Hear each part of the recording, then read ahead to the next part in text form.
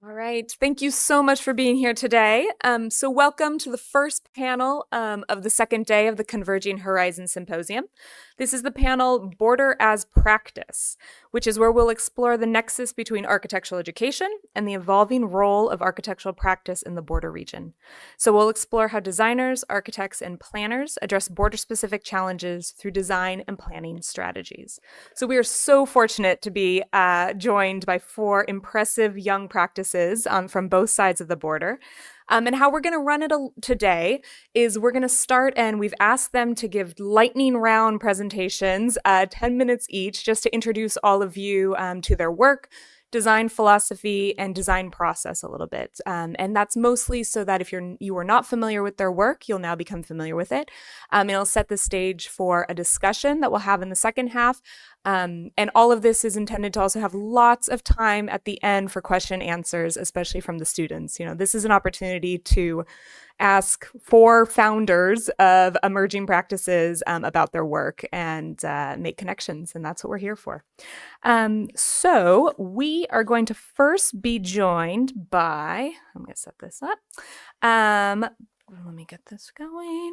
Perfect. Okay. So please help me welcome Mauricio Curi and Oscar Gonzalez of Diseño Norteño. So founded in 2013, Diseño Norteño's work establishes a deliberate contrast with the surrounding structures. The use of local materials and techniques is a cornerstone of their work, but in a way that challenges the city's design norms. Through simple and organized construction systems, mixed with strong concepts and theory, the studio strives to create an architectural identity which reflects how space is occupied in a border city. Mauricio is a graduate of the School of Architecture at Instituto Tecnológico de Estudios Superiores de Monterrey, and he studied also at the Polytechnic University in Catalunya, Spain, and has taught at the University Iberoamericana, which some of our students are here from, in Tijuana. Oscar is also a graduate from ITESM and studied at York University in Toronto, and was also a former teacher at Ibero. So welcome onto the stage. Thank you.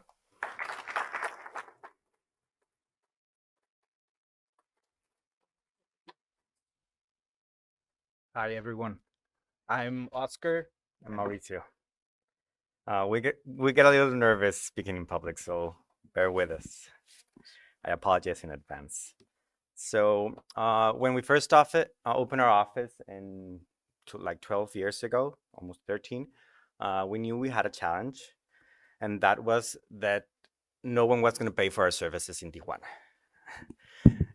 We had to fight or to demonstrate our clients or anyone out there that design was part of their lives, and they will have to hire us in order to have either a better project or a better house or whatever the quality we intended for them to live in.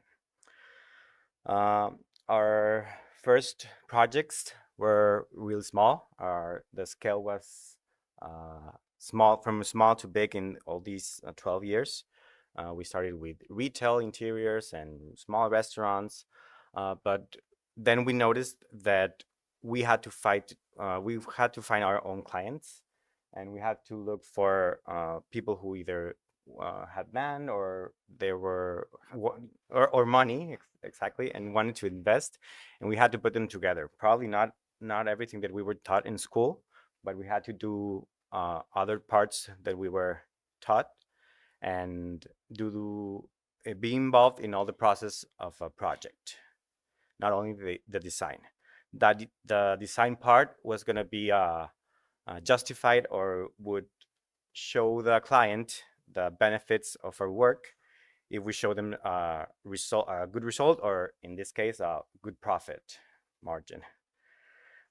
We started with residential projects with single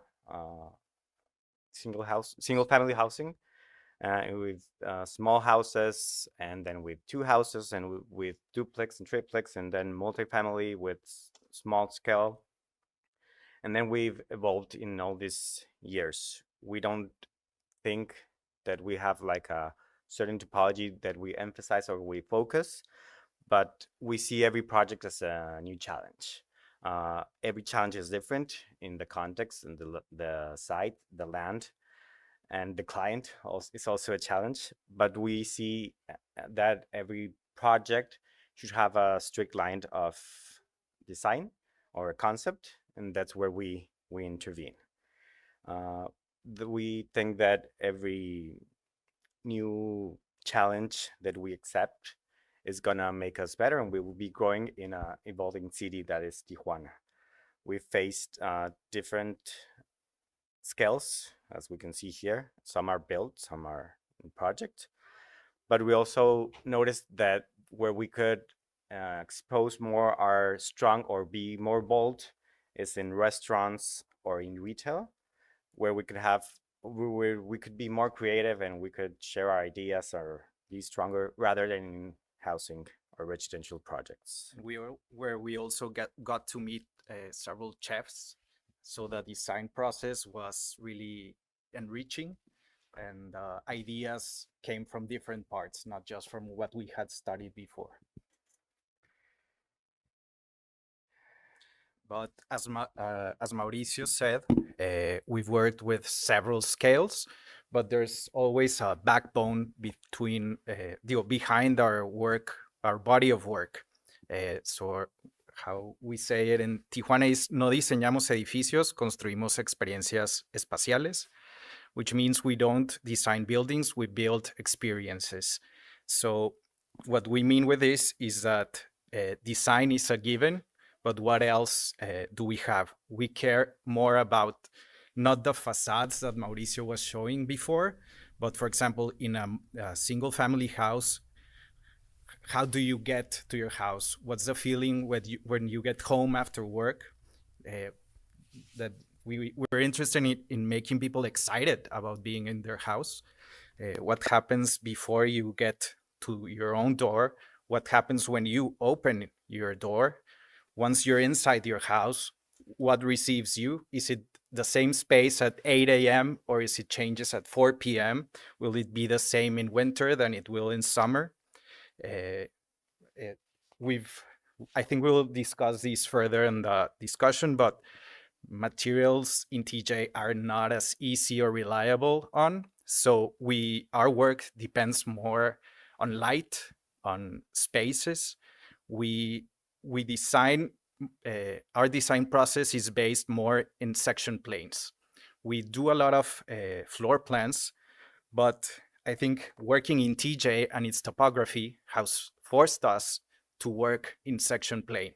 And this has opened a universe of opportunities for us. And I think our work has been maturing because of that. We care about, for example, in your house, where are you cooking your meals? Where are you having dinner? What does it feel like to go up or down the stairs?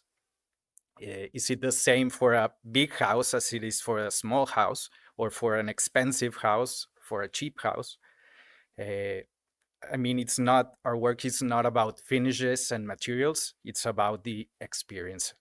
And we do the same. For example, this is a multi-family building, and we care for the same details. What does it feel when you get to the building?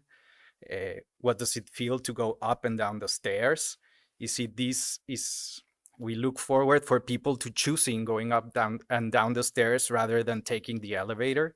And people in these spaces, they kind of meet their neighbors, like what's gonna happen after we design these spaces. No, how are these spaces gonna turn out 10 years after we finish them? We've learned that a project's never finished. It's a living structure. We also care about what's your connection with the outside when you're inside. It's the same. We care the same for it, either if it's a small or a big house, single family or multi-family project. We care about how does it feel to go out your house. This is, for example, an apartment building, and this is a terrace for one of the apartments. And we think it's not the same to have a single height than to have a double. So what we remind ourselves is that we're not designing square meters, we're designing cubic meters. So we need to think in a 3D perspective.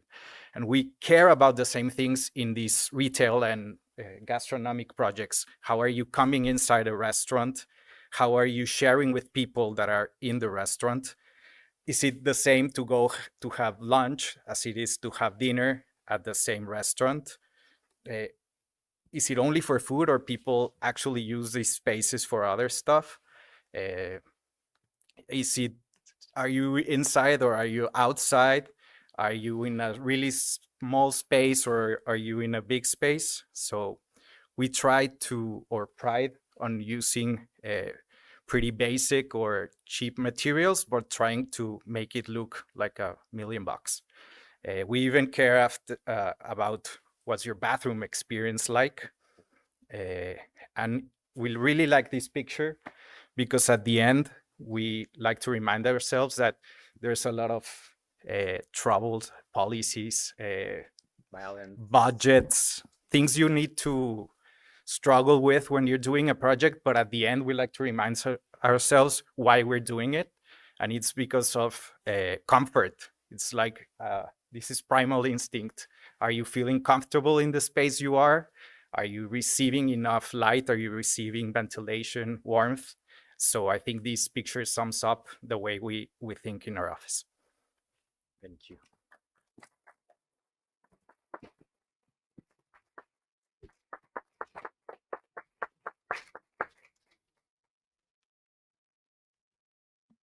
Great. Great. Thank you so much. A great way to kick it off. All right. Next up. Okay. Next, we're going to welcome Jeff Svitak. He is the founder of Jeff Svitak Incorporated, an architecture, design, and development firm that was founded in San Diego in 2012. Jeff studied architecture at the University of Colorado, and he moved to San Diego after graduation. He worked at the Dahlin Group and then for 6 years with Sebastian Mariscal Studio. He says, quote, "Our approach to architecture is to search for that intimate connection between space and the human being, which is meaningful in enhancing the emotional quality of our daily life." Welcome, Jeff.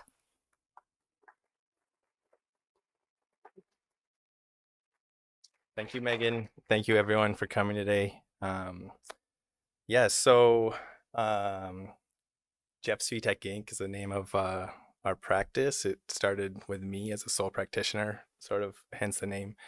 But we do both architecture and development, although I like to think we're primarily architects. But 50% of our work is through our own developments, where we find properties, we design the project, we develop them, and most of the time, almost all the time, we construct them as well. The other 50% of our work is through clients, which is a lot more random and sort of diverse in terms of the typology and geography. You know, we're now doing client work in Northern California, Berkeley, Mill Valley. We have a project in Utah. We actually recently submitted a design competition project in Easter Island, which is off the coast of Chile. So, you know, we kind of have those two branches of work in our studio.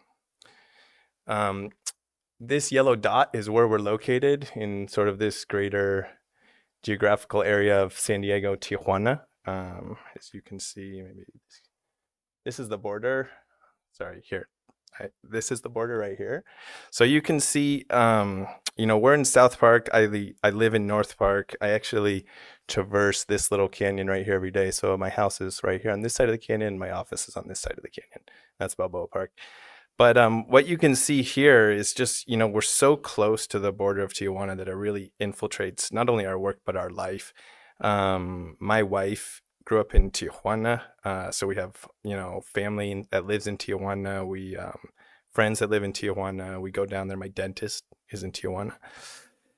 So, you know, it's really something that's part of my everyday life. And it's one of the things I love about living here is having that diversity and that connection, you know, not to mention like the beautiful surrounding water of the area. So it's a very special place and very personal to me. Diving deeper into, you know, Mexican culture and heritage, and specifically the architecture, it's something that's very personal to me. I've, you know, stemming back from, you know, looking at Luis Barragan when I was a student in architecture school, the work, and, you know, you saw some of it from Oscar and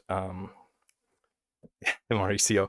But I think there's a sensibility in Mexican architecture that we don't, in the United States, we're not as in tune with a lot of times. And it's something that's very inspirational to me. Even today in contemporary Mexican architecture, there's just some amazing work coming out of Mexico. And it's really served as an inspiration and motivation for me in my practice, not to mention, I worked for 7 years with a Mexican architect, Sebastian Mariscal. If you don't know his work, I encourage you to look it up. He is an amazing architect and a mentor to me. This is a project that we worked on together. It's a restaurant in New York City. And I think, when you can sense a little bit of, the connection between all Mexican architecture and this really you know, sentimental value that they put on the experience, which I find to be very valuable. Getting into a little bit the design ethos of our practice, Megan already sort of mentioned this quote, which is something that I wrote when I first started my practice, and something that I felt like we have lived behind as we continue to move forward. But one of the things that I think, in order to create this intimate connection in space, for me, that always happens in floor plan. And diving into how people are going to experience space. That's how I start every single project. So all my projects start in floor plan, and they're all hand drawn. And I think, hand drawing a floor plan is much different than drawing on the computer. When you hand draw a floor plan, you really have to think about what you're doing. You have to meditate a little bit before you draw a wall, because you can't just edit, undo, click, get rid of that wall. You have to erase the wall and then redraw the wall. And so it allows you to move a little bit slower through the process, which I think is very valuable. So that's one of the things we always start. And similarly, focusing on the floor plan, it doesn't really allow you to get distracted into the facade or what the building looks like. This image here on the left is, medieval castle, but I've always been so drawn to these like medieval style of architecture, just because, they didn't have architects sitting there like drawing facades like, oh, would this window look better here? Or would this look over? No, they just created things that had purpose that they needed.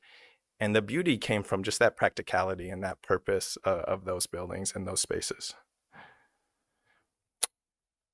I'm going to go through a few of some of the underlying ideas that are in our practice as well. The first one is designing the void. So, one of the things that maybe we don't think about is the spaces that happen in between the masses of architecture. And for me, that's one of the first things that I go to, is what's going to happen in that open space, because that's where the light comes in. That's where the air infiltrates.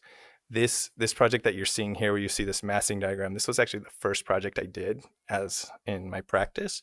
It was a competition, and it was like a public sort of park space. And what we did was we just designed boxes, and we organized them in a way that the way you move around the boxes, that created the space of the project. And the boxes actually had no programmatic purpose. They were just there for you to move around and to define the space in between, which is, something that has carried through, I think, on every project that we've done. Another thing that we've been paying a lot more attention to lately in our work is context and lineage. And, I think it's very easy today to just look at something online or see something in a magazine and, just kind of repeat that, or follow maybe there's like a board of directors of a client that's telling you to do a certain thing because of their budget. But I think what that leads to is a lot of the same buildings all over, and it's not paying attention to our context or our region or our vernacular, or what's meaningful in the history of what's been built in our area before. So we're trying to pay a lot more attention to that, and how we can add to that lineage of historical preservation, you could call it. And here in San Diego, maybe we don't have as much to work off of as they do in Europe, for example, or some of these older countries. But we do have a lot of, very interesting things I think we can pull from and make projects unique to where they are and where they live. This project on the left is, I think, a very beautiful way of integrating a contemporary architecture with an old existing facade. This is actually a project, a reconstruction of a church in Italy. But just the harmony that's created between the old and the new, I think, has served as an inspiration piece for me. It was one of the main things I was looking at when I was designing this space here, which is a mixed-use project in La Jolla, and we started paying attention to all the little subtle gestures that you see in the architectural language of La Jolla, and how we could not only add to that, but perhaps create a contemporary experience for La Jolla that could translate into future generations. Lastly, the connection to nature, I think, is paramount in our work. We strive, I think, to make every single space that we design have a connection to the outdoors and ideally to a garden. There's just so many studies, and everybody feels it when you're in nature. We are human beings, we are natural, and when we're in nature, I just think is when we feel the most grounded and the most safe and the most protected in a way. And so that has become a huge component of our architecture. And this is a project here. This is actually my home, which is in a beautiful section of Switzer Canyon. And I really tried to work on this house where I live to just disintegrate any barriers between the canyon and the house. So the canyon just comes up and infiltrates through the house, and as you can see, the house also infiltrates into the canyon. So, starting as a sole practitioner, we're now a studio of 7, and I just want to recognize everyone that's on my team, because there's, so many talented people in our office, and it's so diverse. Kind of growing across the board here this is Miguel, who lives in San Isidro. He went to school in Tijuana. Chris Talbot, who's local, San Diego. Myself from Colorado. This is Zaire. She's from Venezuela. Landon from Kansas City. This is my wife, Ana. She grew up in Tijuana. And this is Tomas, who just moved here from Santiago, Chile. So, we have a very diverse and talented group of people who's helping really push the practice forward.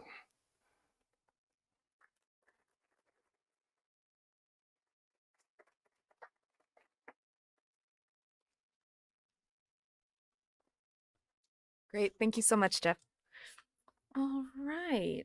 So we're moving back to the other side. This is a back and forth kind of thing.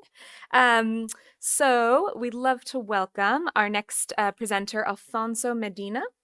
So, after having designed one of the first ground-up co-living buildings in the world, Casa Uno, Alfonso co-founded Maralon, a startup focused on the future of housing, where he serves as CEO.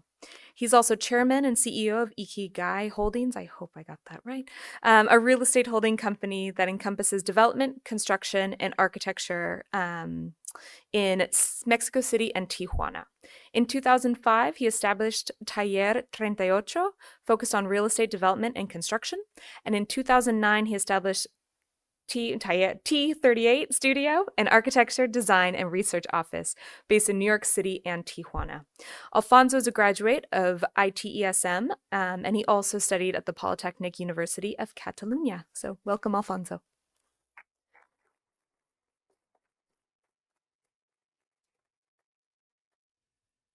Hi, everyone. Thank you, Marcela and Tanya, for the invitation. What a great initiative. It's really sad to have seen this real estate development program disappear. It's an honor to be speaking here amongst such amazing architects. Huge fan of Ted Smith, Hector. What San Diego has achieved in terms of that balance between architecture and real estate is pretty amazing. I'm a big fan of kind of like understanding the rules and then breaking them, and a lot of this work of like co-living and sharing spaces and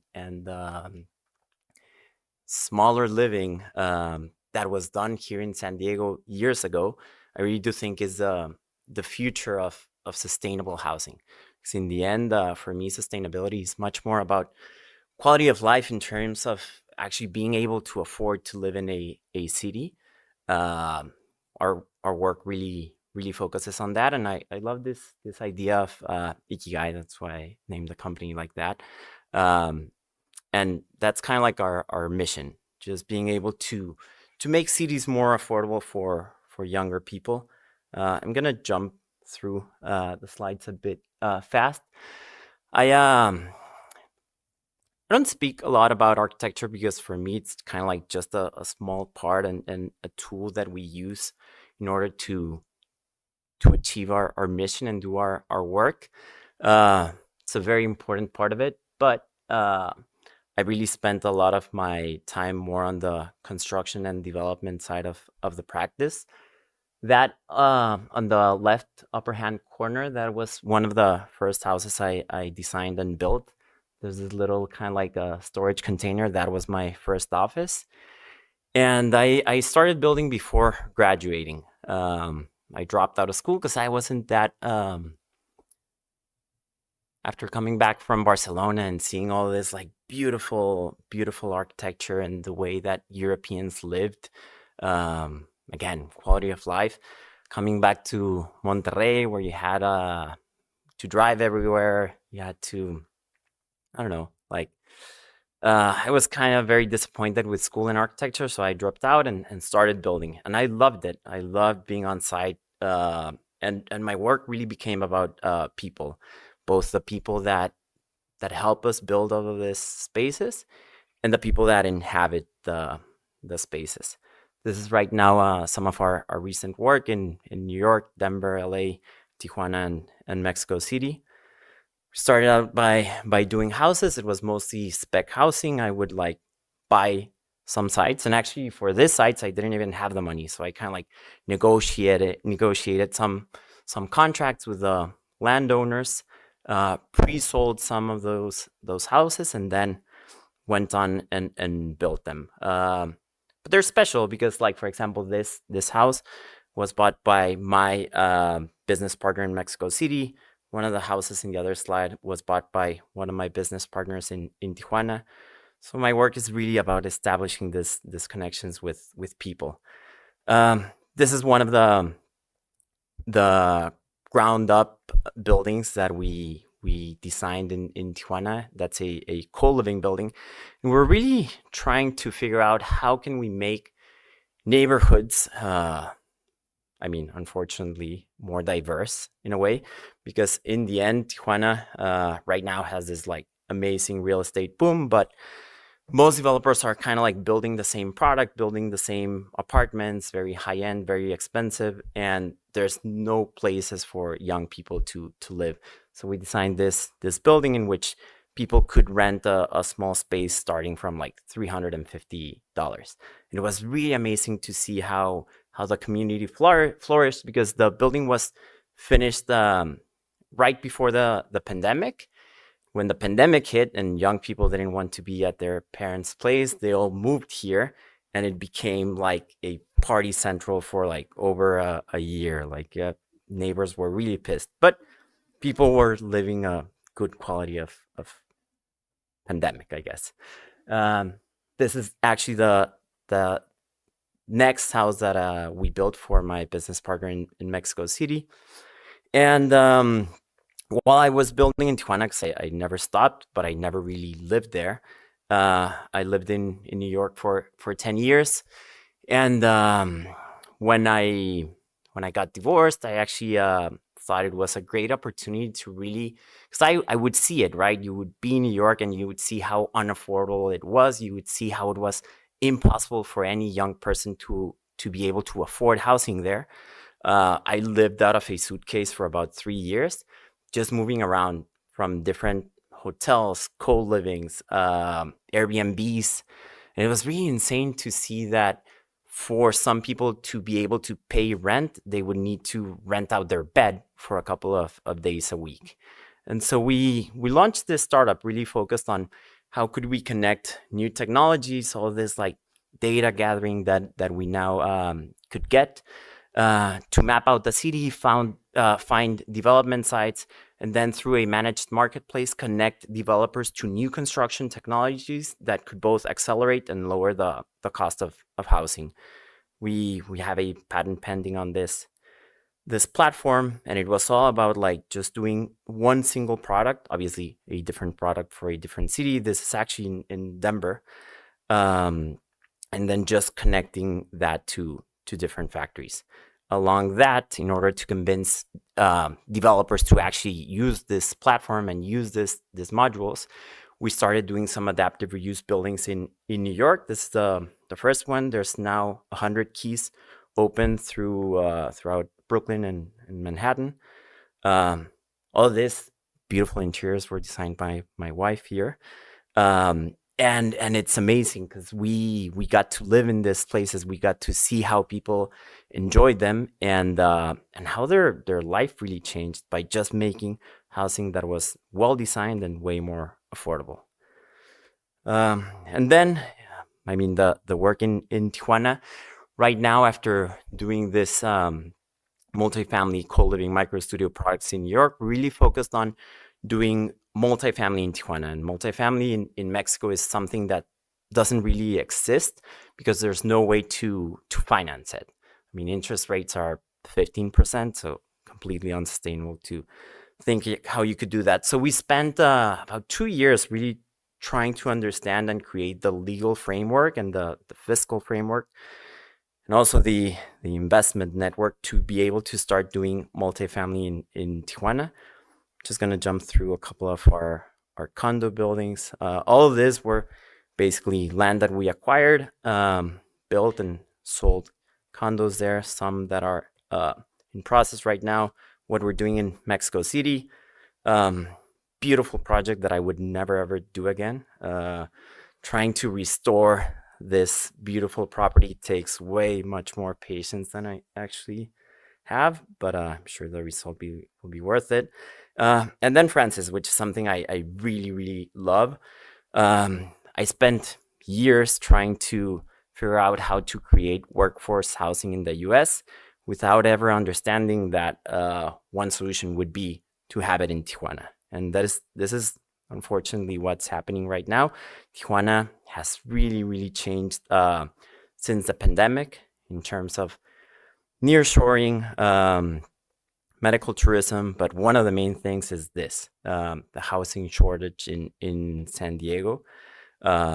People are just getting pushed out of certain neighborhoods in San Diego and heading down to Tijuana. So we kind of created a product that could fit both people from Tijuana and people from San Diego. In this building, 50% of the residents work in San Diego.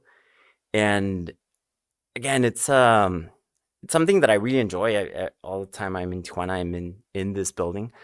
And it's small living spaces. We have studios that are 300 square feet, up to like 2 bedrooms, but with beautiful common areas and just about like creating this community of people that are moving even from Korea, China, Tijuana, and San Diego. This is one of the 2 bedrooms there. This is kind of like our current pipeline of multifamily in Tijuana right now. That's it.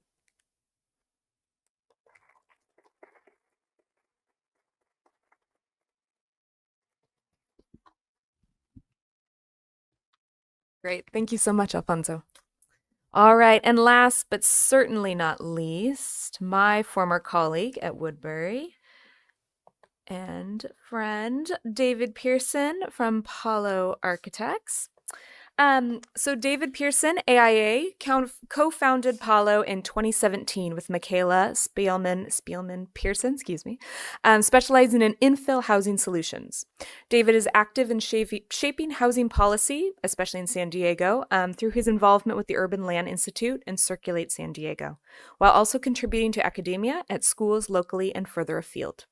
With a background in real estate, design, and ecology, David combines economic insight with a deep passion for art, architecture, and urban development. David was raised in San Diego and has a Bachelor's of Architecture from Cal Poly San Luis Obispo and a Master's of Architecture from Harvard GSD. Welcome, David.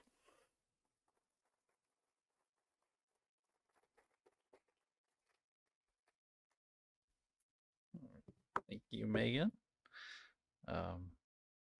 And yeah, following these guys is something else. It's good to see the work, and hopefully we have something as interesting or as spatially magnificent as what you've seen from these guys. I do think we take perhaps a little bit different approach, and I'll get into that.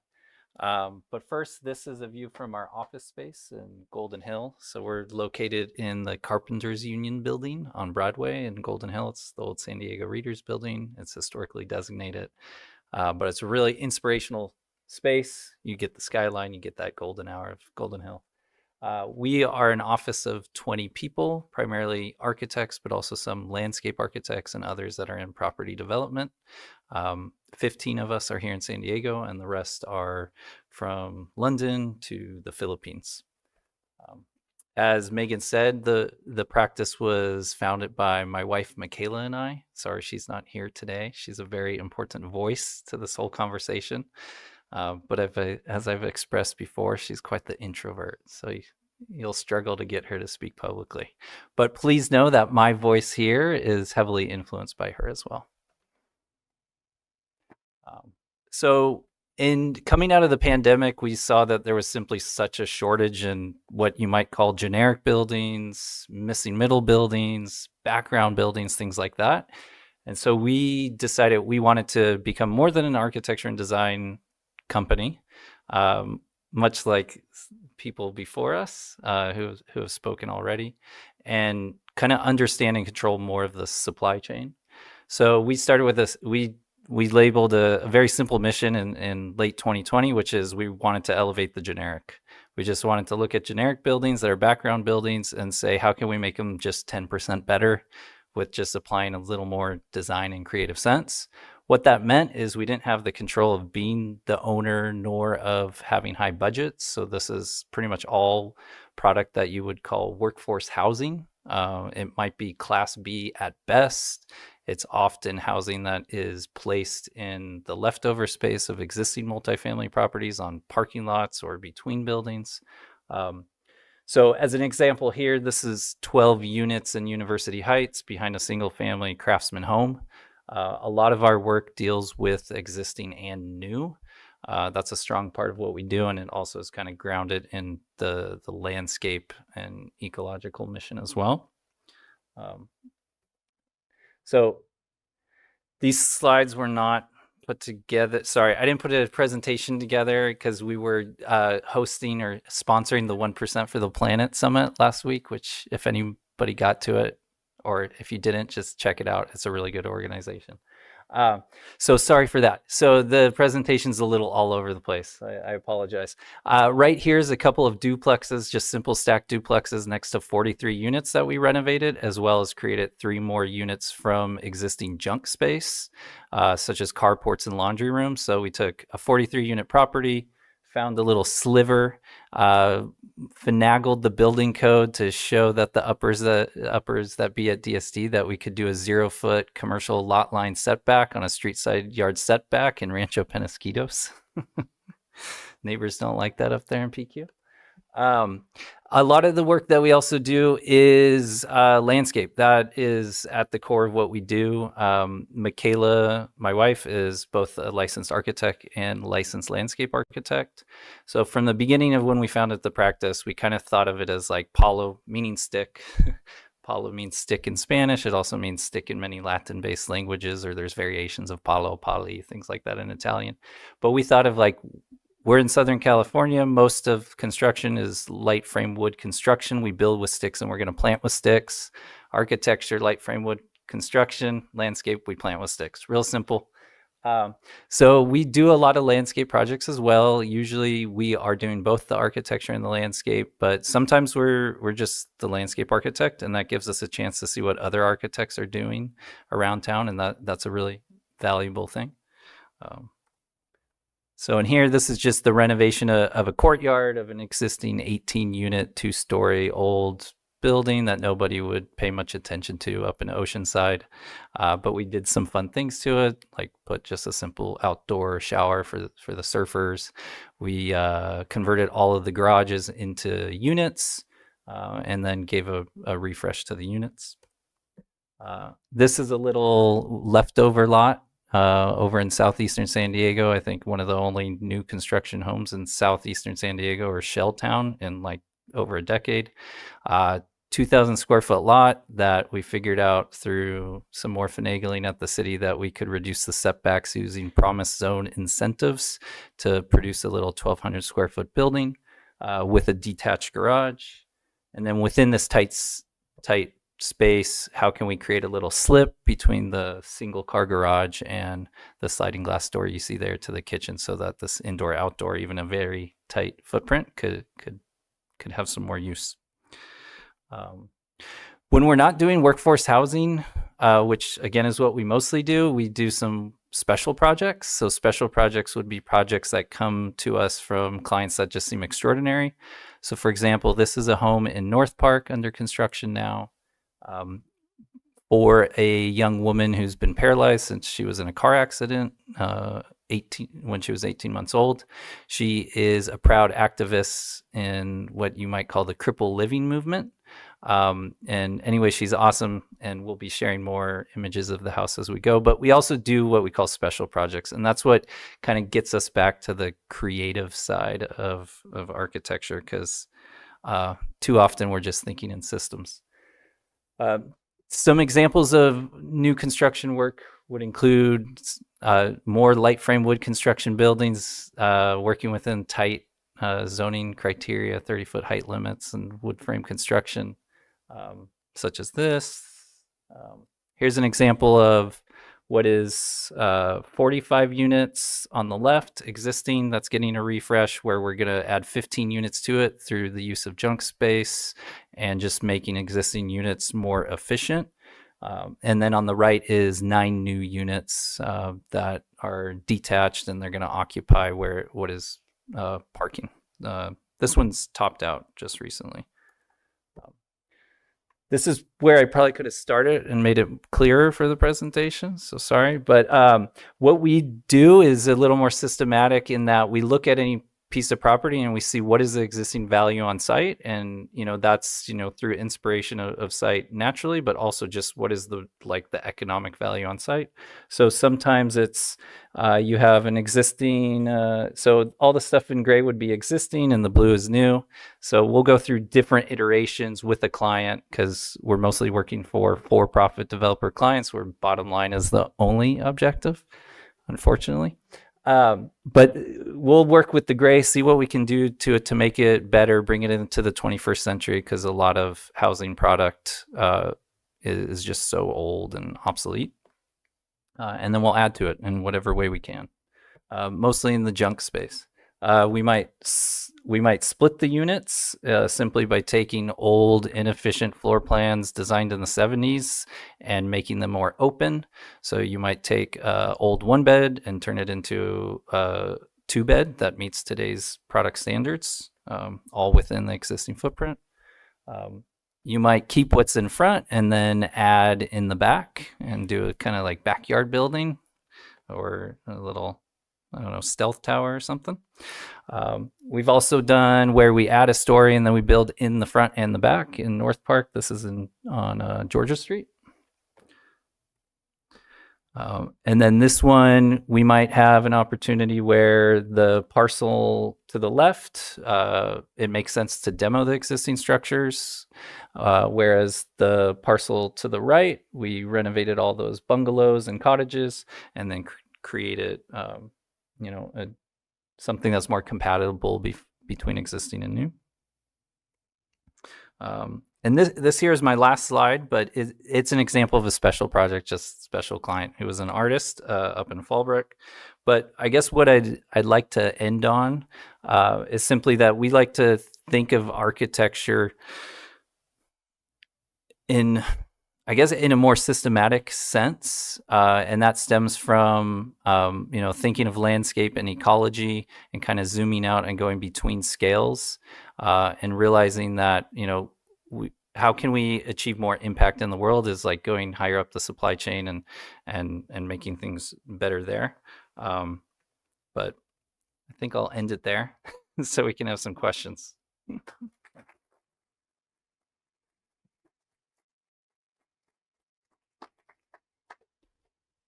Great. Thank you so much. I'm going to welcome all the panelists up here, and please grab a seat. Let me just set this up, and we'll kick it off with a few questions. But then I would like all the students to start getting your questions ready, please. Because there we go. So if you guys could join us.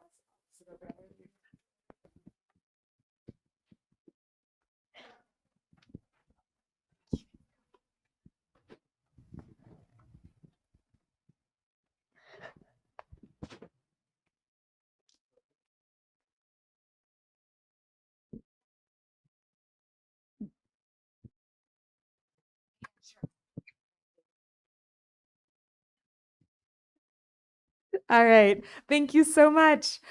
The sound of my voice. So I guess we're going to kick it off talking a little bit about the specific challenges and opportunities that you see in our region in particular. And I think all of you presented or discussed, even if just quickly, some of the issues that you are engaging with in your practice that have to do with the region. So whether it's about materials and the specific types of building and construction that we have in Tijuana, for example, or the financial structures that make it so that a certain type of work is produced or not produced. I was wondering if I could hear a little bit from each of you or have a discussion a little bit about, what are those regional border specific challenges that you have seen, and how have they affected your practice? Maybe in ways that you understood going in and have seen, or maybe in ways also that have been surprising. Whoever wants to start. Okay, I'll start. Well, as we said, in terms of design and materials in Tijuana, most of you know, Tijuana is like the farthest part of Mexico. So to get any material like traditional Mexican materials or craft materials or craftsmanship as well is really hard. It's cheaper to send a ship with materials to Spain rather to bring them by truck to Tijuana, almost. So we need to use whatever we have in our hands, and most of the materials in terms of design or aesthetic are the ones that come from the US. So it's limited as well. So we don't want to that determine our projects. So we use whatever it's in our hand and try to be simple, but the idea is strong enough that any material, whether it's existing or if it will be shipped or if we will get it on time, we can use it. I think another issue for us is like economy as well. I mean, probably Alfonso would go into that more, but we struggle with the economy and we use dollars and pesos, and sometimes something is cheap and then sometimes it's expensive. So that helps us, but it also is a disadvantage in some ways. So it's very shifting. I think from our perspective, just being in this region and having grown up on both sides of the border is so amazing. It's really, really unique. And everything we've done in the US is really informed by this kind of like don't ask for permission Mexican approach, I guess. And a lot of the work we're doing right now in Tijuana is really informed by what we've done in the US. And there's such unique opportunities. I think Mexico City itself, for example, has been kind of like on pause economically for 6 years now. You can't sell an apartment that's over $100,000. It's like that market evaporated, and it's so amazing to think that you can actually raise money to do housing in the U.S. from Mexican investors because they don't want to make a profit. They just they're focused on capital preservation. And you can actually raise money in the US to do housing in Mexico because everything here is like, there's not a lot of opportunities. Profit margins here are like super slim, while in Mexico, there's way more opportunities. So being able to play back and forth between these two ecologies and these two economies is really, really amazing. I think, you guys hear me? Adding into, yeah, some of the ecology and economic things happening, I'd be interested actually to know your perspective on it. But what I'm hearing a lot, which is interesting, and you're participating in this, is the prices we all know in San Diego, living and housing is a huge issue everywhere. But specifically in San Diego, it's a lot of times it's outrageous, and what you're getting, and I know from friends and people who are living in Tijuana, is now you're getting, just like you said, a lot of people who live in Tijuana but commute every day to San Diego, and so you have a border crossing challenge, which has to be dealt with. But beyond that, I think what you're now seeing is rising prices in Tijuana, which are making a lot of the housing in Tijuana less affordable for the people that have been there for so long, because you have people with more money coming from San Diego paying more money for housing in Tijuana, because it's still way less expensive living in Tijuana than it is in San Diego. But then you have people struggling in Tijuana because all the rents are going up, prices are going up. You used to be able to go down to Tijuana and have, an amazing meal for a quarter of the price than what you pay in San Diego. And I think now it's pretty much the same.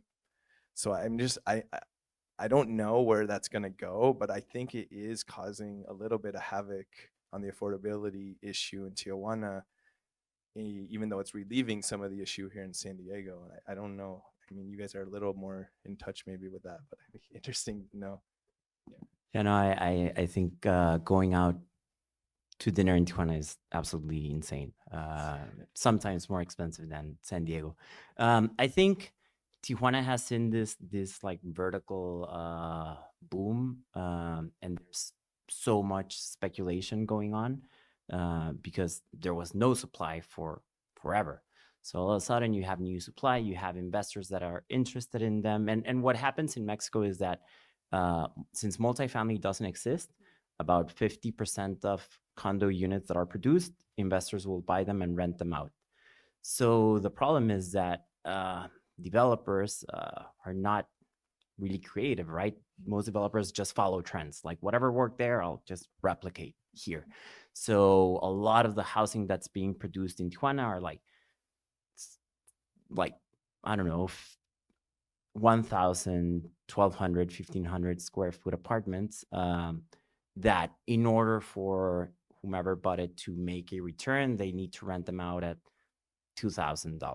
So it's insane because in a lot of the neighborhoods where we work, you can't rent anything for less than $2,000. So that's like San Diego prices.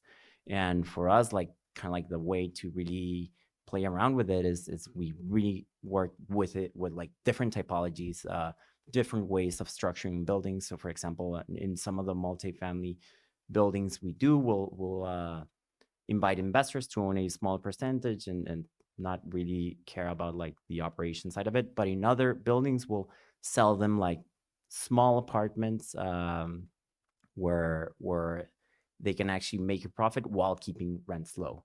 And we actually had the opportunity to be at an event with the mayor of Tijuana yesterday, a new mayor, and very interesting because we're talking a lot about housing. The new president of Mexico has this plan of like doing 1 million homes, right? Like that sounds amazing. And I mean, the army's gonna build them, I guess. So we know how that's gonna turn out. But there's so much to learn here because like Tijuana or Mexico in general has never had any like incentive to do affordable housing. There's no like bonus to do affordable housing. So that's kind of like what Mexico and Tijuana needs to import from the US in order to kind of like start incentivizing more affordable housing.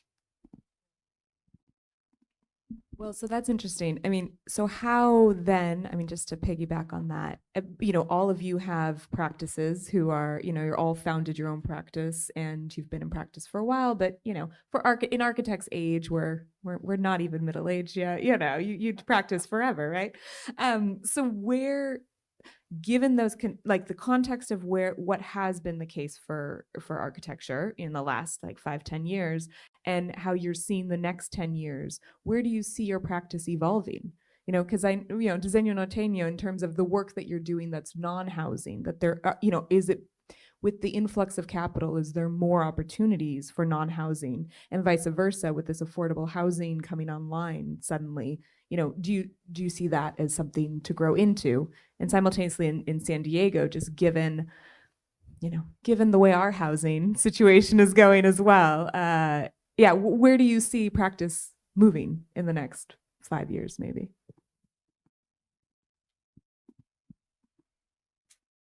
Well, I would say for our practice and to relate it to the association, thinking on borders, like we see ourselves trying to dissolve these two key parts of development, which sounds like Alfonso's way ahead of us, but basically bridging between site acquisition and design, and then design and fabrication. So for us in the next 5 years, that's our goal, to integrate that as well as we can, and then thinking of it in ways that are systematically from like, what can you put on a site that's pre-designed? What can you put on a site that's pre-designed with modifications? And then what can you put on a site that's bespoke? So that goes to our kind of origin of thinking of how could we do better background buildings, but then starting to flex our design skills more, but in a more integrated way between design, development, and building. Well, speaking on behalf of our office, I think we've been pretty involved with private housing. And as Alfonso is saying, every time housing is getting smaller, no?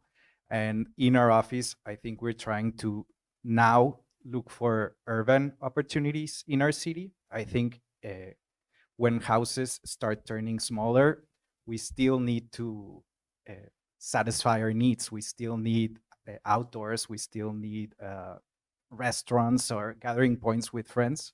So I think our focus now is trying to grab some of the opportunities the city is going to be needing now in terms of urban necessities, and try to be part of that.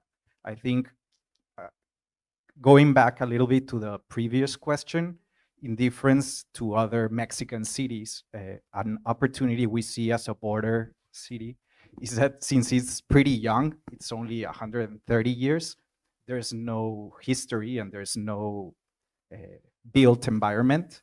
So there's more opportunities for young practices to get involved and to have opportunities to be a part of the city, in contrast to other Mexican cities, or for example, European cities, where the cities are already built and the opportunities given are pretty minimal, and they're already designated to certain architects, and it's always the same 5 architects, no?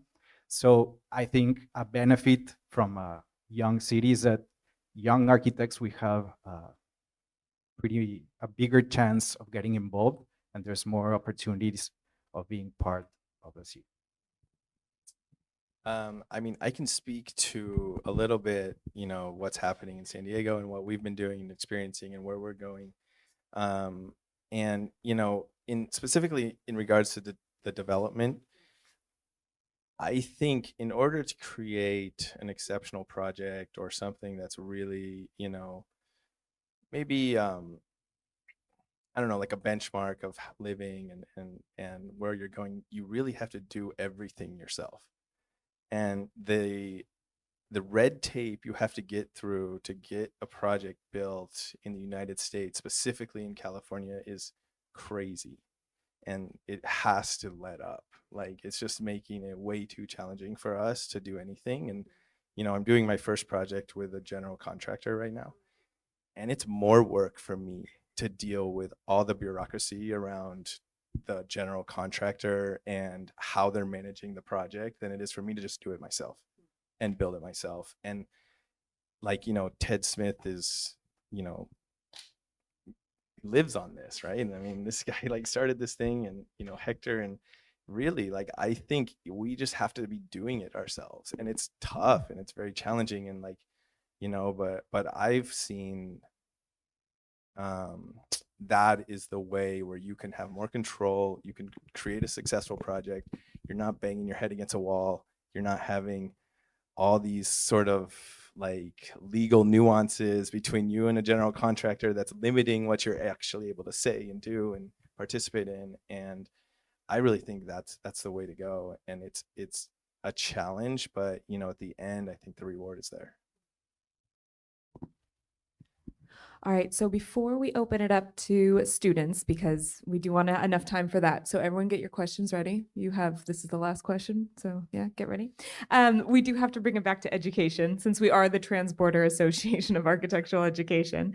And I think what's unique about all of you is that you are all educated elsewhere and in different ways, in a variety of different places and countries. So what in a way, what brought you back to this region? And I think you're probably a lot family and various other kind of roots and connections. But you all chose to start a practice here and to continue building a practice here. And also, what do you see as the relationship between architecture education and practice in our region? Because all of us, are from the 8 universities in our region. So yeah, what do you see as the relationship between education and practice here, and how, especially as practitioners, do you see that evolving?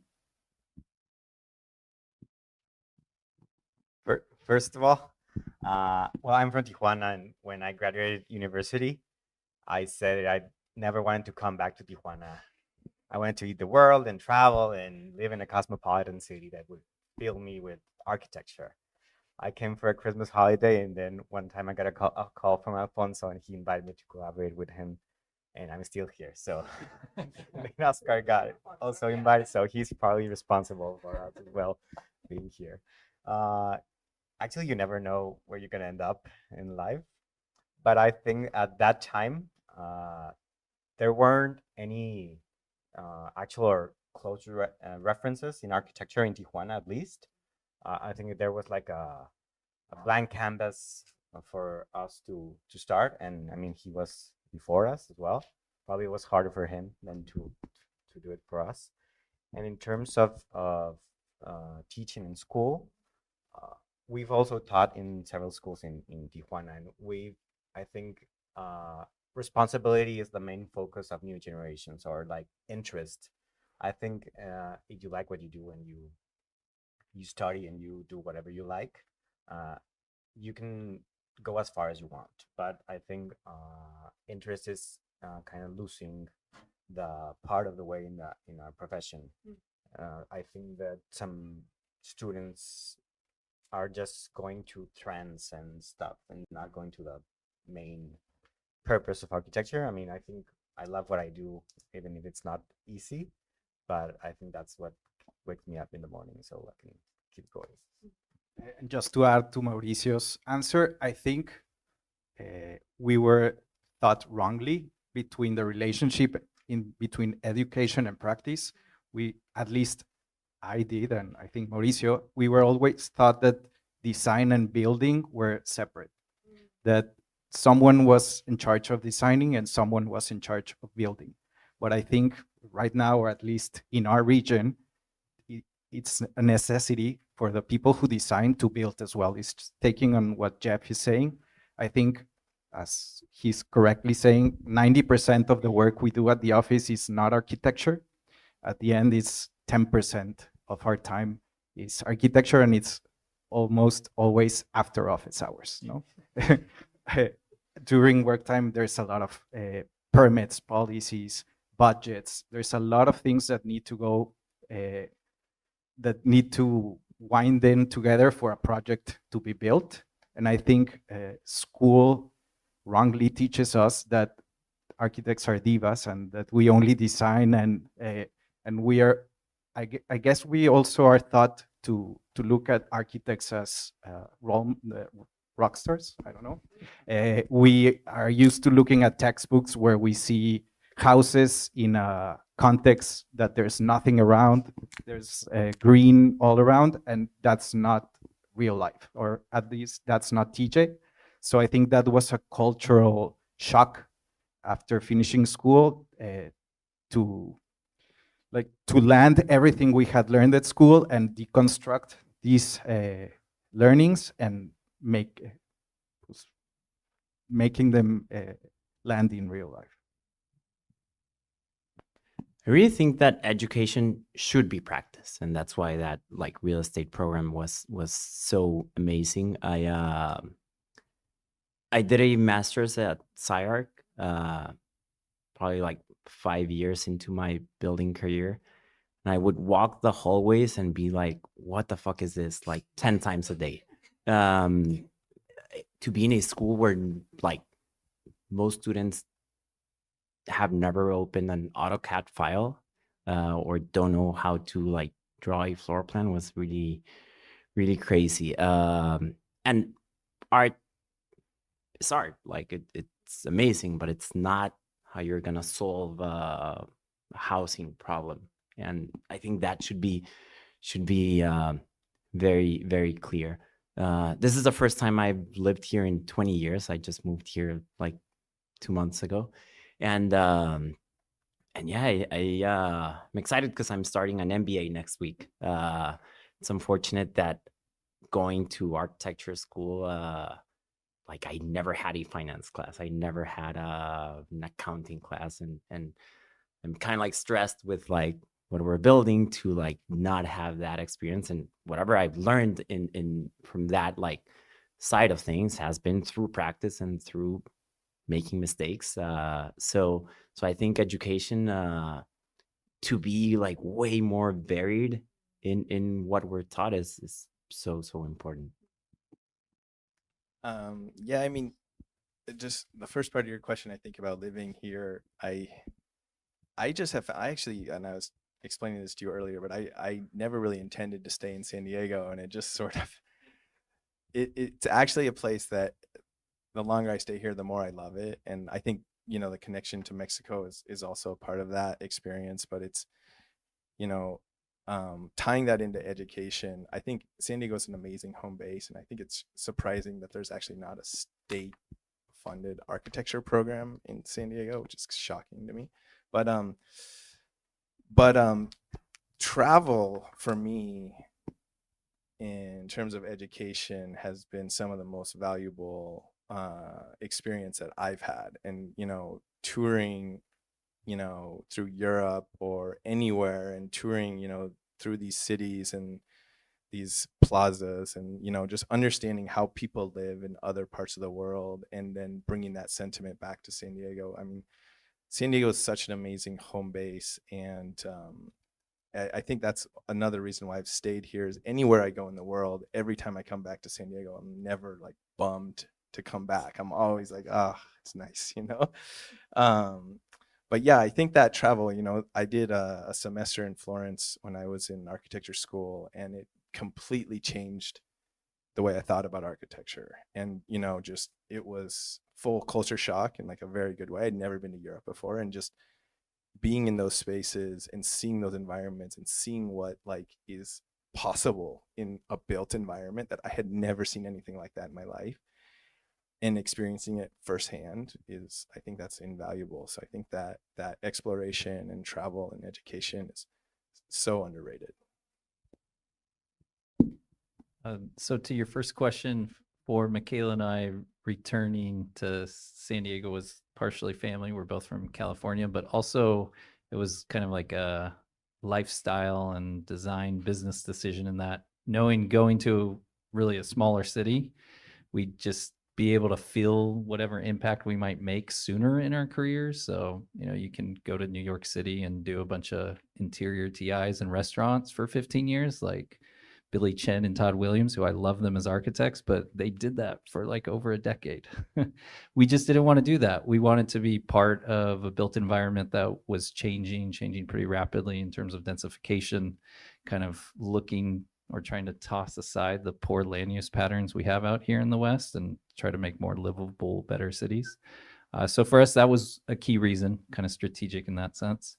And then in terms of education, I would encourage all students to, I'm going to say the border thing again, but like really obsess over like those thresholds between things in the process, from like when a project is just an idea all the way to execution, to obsess over like the difference between digital and analog, which they did at SciArc for a long time, but they weren't really obsessing over the real like tangible to digital, right? So I'd encourage you all to really obsess over like how things can be more interoperable, how they can be smoother between like what is in a pro forma or what's on the computer and then what's fabricated.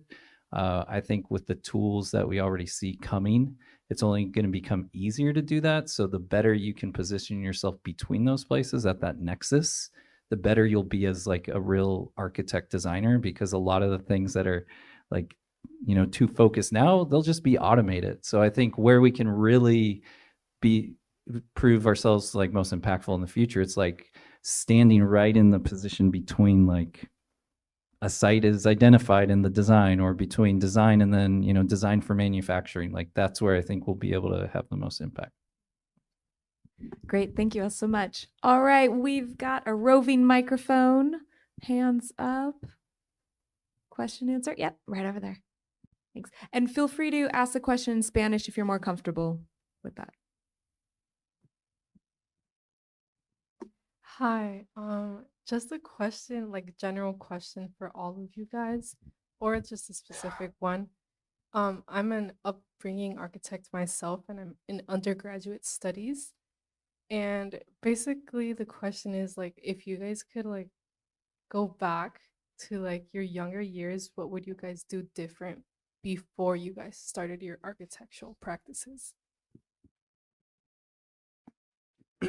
I'm going to say nothing, only because I think it's a Churchill quote, but I grew up, my dad always said this, that things turn out best for those who make the best out of the way things turn out. So it's just like an optimism I have. And then I'd also encourage all architecture students to realize that being an architect or developer construction, you got to be optimistic, because everybody wants to tell you no, whether it's agencies with permitting, and everybody also has an ego in the process.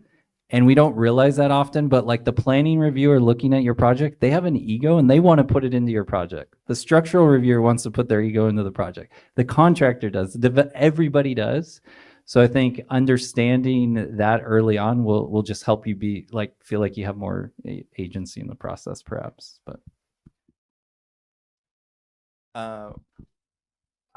you know, one of the things that happened to me accidentally, and is I think in the end a good thing, but I finished a 4-year degree at the University of Colorado, and then I moved to San Diego. I was going to work for a few years, and I was, you know, going back to get my master's degree, and I right before I was getting ready to go back to school, I was hired by Sebastian. And for me, like that hands-on education and experience personally, it's not saying this is for everybody, but was so valuable. And just, you know, I think a lot of times, you know, coming out of school, you feel like or a lot of, you know, students or people that are young architects coming to talk, they, you know, you feel like you can do it all after a few years and like working, and you can't. Like it took me 10 years to feel like I was ready to start my own practice. And that was 10 years of like hard work. And so, you know, I think it was a big benefit to me because I got to where I felt like I you know, wanted to go, or where I got to, whatever, a little bit faster for that reason. But don't try to jump into things too early, you know, coming out of school. Like don't try to start your own practice the first year. I wouldn't advise that. I think, you know, really understanding the nuts and bolts of the profession is critical, and it takes a long time. I mean, it's endless, the amount of stuff that you're going to see coming out of school. So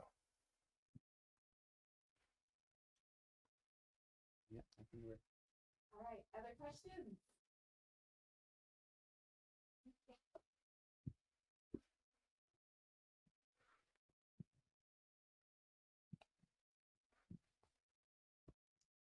So, what are some limits of education, and what things could be integrated for it to progressively approach society moving forward?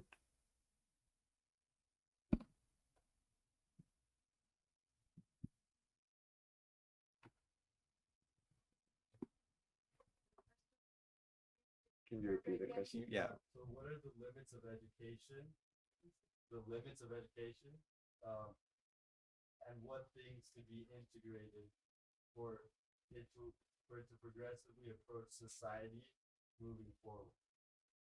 So a little bit was discussed before about, what you don't know, what you aren't taught in architecture school, and perhaps how education can evolve. I think you just really fast. I think in any school that you are, either in Mexico or in the US, either it's public or private, uh, a book or a teacher will give you his best to teach you something. I mean, it's in any one of us to learn if we want. I think interest it's a big part of it, but there's a whole world outside of the school and of school policy and whatever bureaucracy there should be in schools as well. But you need to take those tools in order to start your own way of thinking and try to see the world as you can see with those tools. I think one of my favorite things that I did in my undergrad was this social program that was called 10 Casas, 10 Familias. It was basically on weekends we would go and help people like build their own houses. And I think those types of programs that are not taught in a classroom and that are really much more hands-on are really amazing and should be done a lot more. I mean, there's clear examples in the US, some universities that have done these, even going back to Taliesin. But I with all the, technology that's coming up, like 3D printing and being able to print with rammed earth or concrete or whatever, I think we need a lot more experience in doing those types of things, because we know that the path that we're on, and just in terms of like permitting, construction, it's completely unsustainable and it's unaffordable. So spending a lot more time doing and researching those types of programs, I think is super important. Yesterday, I was at one of the panels you guys had, and all night I kept thinking that while they were speaking about the challenges in getting education to more people, they were talking about people not being able to afford a computer or afford licenses for software. And I'm worried that that's an excuse, no? Technology should be a tool, not a limitation. I guess at the end of the day, what's really important is the way you think, how you solve a problem, and being so full of technology and technology becoming a limitation, I think it's dangerous, or you shouldn't be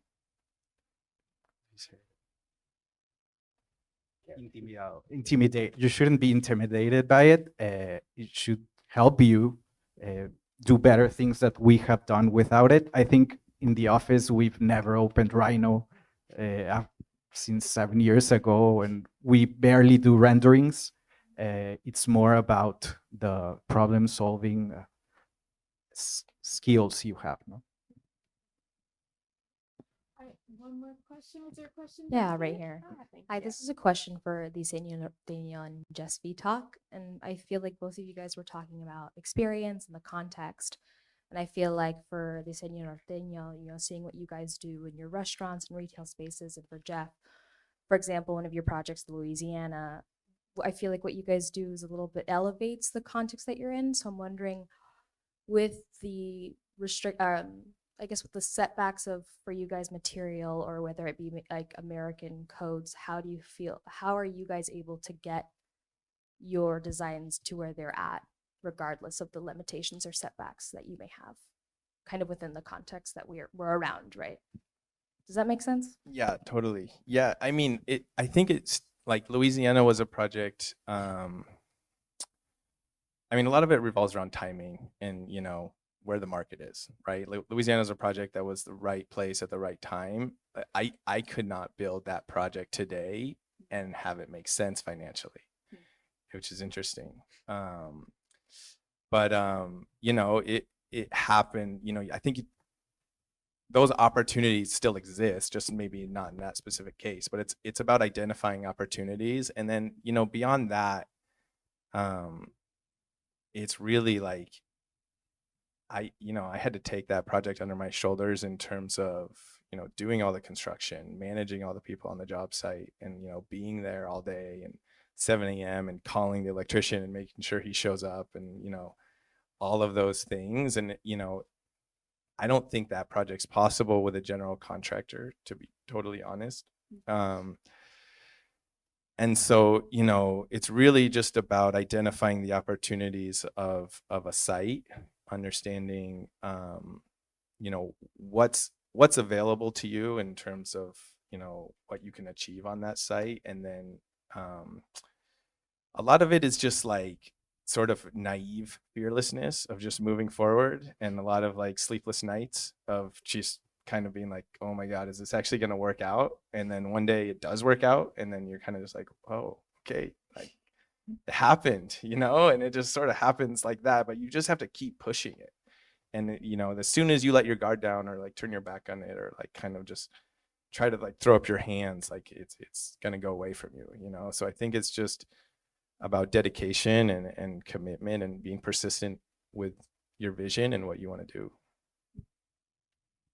I think Jeff's pretty got it there. I think it's about how we think about it in the office. It's about concept and keeping an open mind. During the building process, there might be changes, but if you first thought what you needed was like a rough texture in the wall, you don't get fixed with the idea that it needed to be marble. Could be, if there was a change in budget, you can use stucco or wood, but that roughness that you wanted at the beginning is still there, and the essence of the project is there. And I think it sounds really simple, but it's just basic, going back to basics. But it has to go with what are you saying, that you need to be hands-on, like improvising, being resourceful, and changing stuff at the moment. If there's a high chain, probably those things wouldn't get done.